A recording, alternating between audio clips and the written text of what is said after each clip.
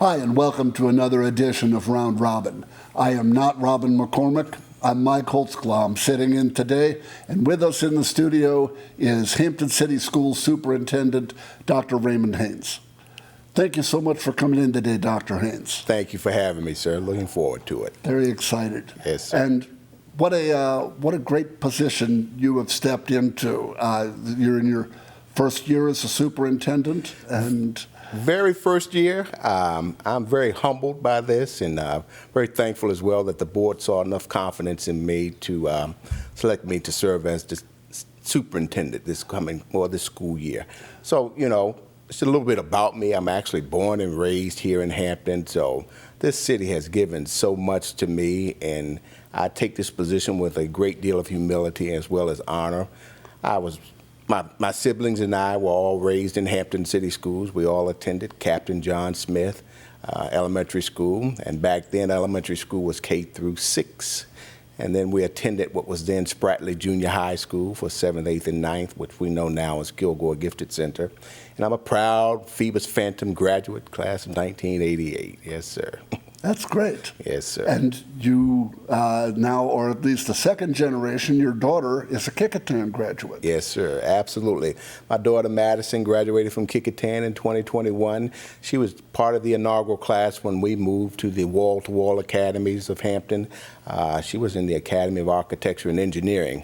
So it laid a great foundation for her because the academy model helps young people to understand or see what they might be interested in and also what they may not be interested in as well. So she continued to pursue her interest in engineering and is currently in her 3rd year at Old Dominion University, majoring in engineering in the modeling and simulation strand. But she continues to say it was a great foundation laid for her by Hampton City Schools. It's a lot to be proud of. Yes, sir. So you mentioned she was part of the first graduating class of the Academies of Hampton. Yes, sir. And that was an institution that came together under Dr. Smith's leadership, but I know you had a lot to do with the planning and implementation of the Academies of Hampton, the concept of project-based learning. Yes, sir. Talk a little bit about what you did in the creation of the Academies So of the Hampton. Academies of Hampton, I've been thoroughly immersed in the Academies of Hampton for many facets.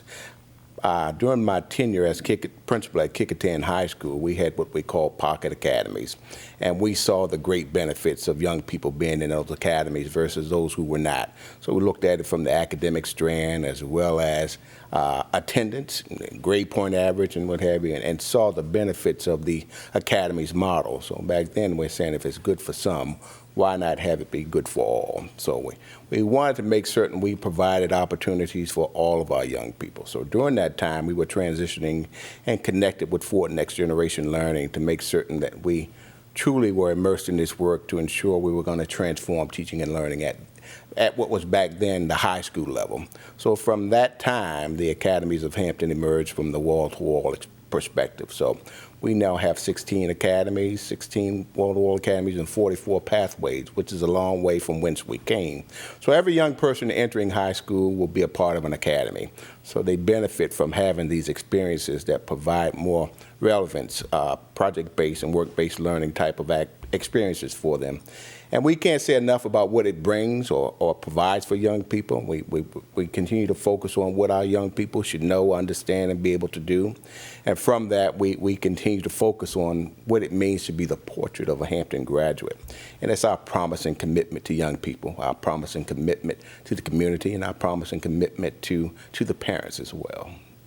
Now you talk about watching this, the academies grow from a small program into something bigger that covers the entire school system. Yes, sir. Which I imagine it's a great idea when you first say, well, we could expand this, we could make this bigger.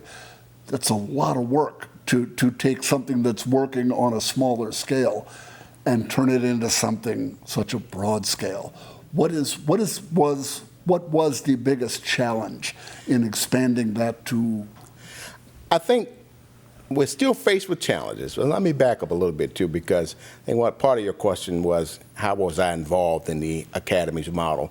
Prior to becoming superintendent, I was chief of secondary schools. So back when this was a high school transformation model, Dr. Smith entrusted a lot of that leadership work with me in ensuring that we did all we needed to do to engage the community and other stakeholders to make certain everyone understood what we were doing.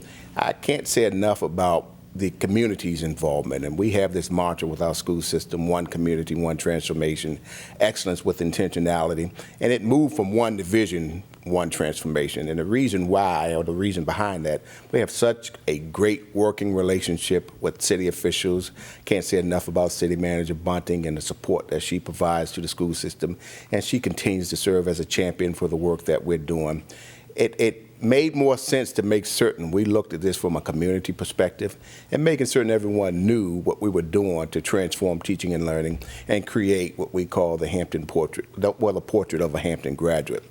And getting the business and civic engagement involved in this process. They serve as advisory board members for the respective academies and pathways, and ensuring that we make learning more relevant for young people and looking at ways we can connect or teach through the lens of the specific academies when you're looking at an English class, math class, science class, or social studies class.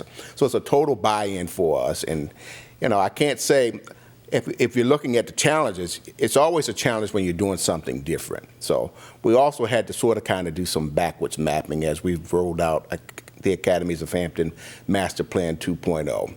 If we're talking about the portrait of a Hampton graduate and making certain we keep our promise and commitment to young people and the community and their parents, we have to start by looking at when young people enter as early as preschool. What does that look like? So what do the accomplishments, or what should the accomplishments look like? What should the content skills look like? How are we going to make certain that focuses on collaboration, communication, and leadership and a positive sense of self and purpose? So we're working on creating what we call signature experiences for all grade levels, K through 8, so as they matriculate on and get into high school and get into the academies model, they're fully prepared and very much aware of what it means to be the portrait of a Hampton graduate. You talk about the importance of the whole community, and I think that's so true of any school system. Yes, sir. That something that I've always believed, that you don't have to be a parent of a Hampton City Schools student, for example, to benefit from Hampton City Schools excellence. Yes, sir. If you own a home here, if you own a business here, you benefit in so many ways from a strong public school system. Yes, sir. And I know when you talk about your priorities as superintendent for the school year, one of the words that you used was stakeholders. Yes, sir.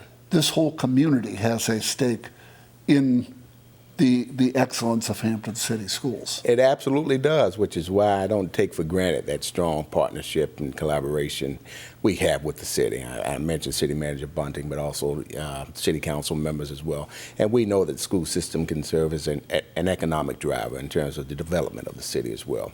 Oftentimes when folks are looking to relocate, say for example the military families, the first thing they're going to ask or inquire about is, where will my child go to school? So we want to make certain that they choose Hampton as their area to make certain they educate their young person. So in doing so, if we want folks to choose Hampton, we have to make certain we're producing outstanding graduates and offering opportunities that extend above and beyond what another school division may offer to them. So we want them to choose Hampton. We want them to make certain that we can share with them all the opportunities and programs that we have for them at the elementary, middle, and high school level. And we also want them to see what it means to be the portrait of a Hampton graduate. You're looking at 100% of our schools being fully accredited without conditions, young people coming out with industry credentials, and we're making certain we're preparing young people for college, career, and life as a whole. You mentioned 100% accreditation, and we have talked a great deal about the graduation rates and the lower dropout rates and everything associated with the academies of Hampton. Talk about the pride that the leadership team feels in that, and then also, how do you build on that foundation? You've got a really good foundation in place. How do you build? Absolutely. That's a great question. So we continue to have an above 95% on-time graduation rate, a less than 1% dropout rate. But we know that's due to the collective wisdom and effort of all. And we know it starts at the elementary level, teaching the importance of coming to school daily and on time, the importance of getting an education, working with young people and looking at specific indicators that may give us a heads up on what we need to focus on if a young person is not attending school regularly. What support systems and structures need to be in place? How do we address the social and emotional learning impact of a young person as well as their family? We don't take that for granted. So you're looking at what young people should know academically. We're also making certain we're providing the appropriate social, emotional learning interventions that are needed for young people. And I talk about the positive sense of self and purpose that all plays into and is built into our curriculum. Can't say enough about the guaranteed and viable curriculum and the work that our curriculum instruction and assessment department does.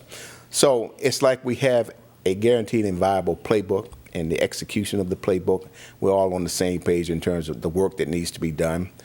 And if young people sort of kind of get off track, we have support systems and structures in place to include after-school activities, extended enrichment opportunities, what we call twilight programs where young people can come in the evenings and make up work that they may have missed, and working for ways to make certain young people are getting caught up on credit-bearing courses that they need to recover classes that they may not have been so successful in to begin with.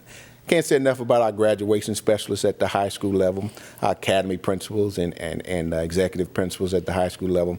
They all know what the game plan is. They all know what the expectations are. And these young people know we're not going to give up on them. And we're going to make certain that they earn the diplomas that they have prior to them walking across the stage. You mentioned that graduation rate. And yes, sir. I know not all that long ago, not ancient history, the dropout rate, as in a lot of schools, was in double digits. Yes, sir. Now it's almost non-existent. Yes, and that's an amazing thing to be able to say. You talk about the support network and the graduation specialists, and I know your top two priorities for the school year: safe, nurturing environment and focusing on learning and education, which seems fundamental. Yes. Learning and education is the goal of any school. Yes. But when you look at that dropout rate and that graduation, the on-time graduation rate, that's what it comes down to, isn't it? It absolutely does. And looking at how that academies model, we believe, has helped us tremendously in giving young people a sense of ownership and a sense of belonging. If you're part of an academy and you can feel a sense of hope, because you're coming out oftentimes with some industry credentials and working directly with businesses and making certain that what they're doing is relevant, and by connecting with folks who are in the particular professions or industries that they may be interested in. We often say the me I see is the me I'll be. So why not put young people in front of engineers and architects and folks who are in the hospitality and tourism business, cybersecurity, so on and so forth, to ensure that they're saying this is something that I can actually do. This is attainable for me. So having those connections and partnerships, I think, goes without saying that we give young people a sense of hope, and they stay on track for us. And like I mentioned earlier, they know we're not going to give up on them, even sometimes when they may give up on themselves. If they have that connection with a particular educator or an adult to say, regardless of what you're going through, we're going to help you get through this, but we're also going to get you what you need to prepare you for life after high school. How much of an impression does it make on those kids when they see business owners and professionals coming in to the classroom and, not just writing a check or supporting the public schools, but coming in to the classrooms and being a part of that educational process? What kind of impression does that make on the kids? I think it makes a tremendous impression for a young person to see that person in that position that they may be aspiring or interested in. I think it makes it more realistic for them. You think about it when we were in school. For me personally, I didn't really know what I wanted to do. There were a lot of opportunities and positions that people held, but I really couldn't see myself in them because I had not did not have direct contact with a lot of these folks in terms of the world of work that they were in and what it brought to them and how they went about getting to where they were. So having those experiences and these relevant experiences that we're providing to them, it helps them to see this is something that I want to further pursue. Or, like I mentioned earlier, no, I don't think I'm interested in that. Let me look at something else. And then again, we're providing them with opportunity to explore multiple entry and exit ways. I was actually going to bring that up because you said that before. You just repeated it, that part of that process for a teenager is not just figuring out what you want to do, but figuring out, that career path that I was maybe considering, now that I get a closer look, not for me. Yes. When you're 15, 16, even 18 years old, walking across the stage at graduation, you don't have to have your whole career mapped out. Right. But it's so helpful to have an idea of, what am I interested in? What am I good at? What are my skill set? Right. And the Academies of Hampton puts them in such a great position to have at least an idea of where they want to go, some background in it. Absolutely, because when we're looking at young people entering high school or even exiting high school, we look at it saying there are multiple entry and exit ways for this. And we talk about college, career, and life. You're looking at it from the perspective of saying, not everyone may want to go to college. They may want to go directly into the workforce. They may want to go directly into the military. I think our primary job is to prepare them for whatever it is they may be interested in after high school, and also giving them these experiences if, in fact, they show a particular interest in something, making certain they have those experiences in terms of whether or not they want to further explore it or say, no, it's not what I thought it was, let me look at something else. The other thing I think it does, you look at it from our parent hat.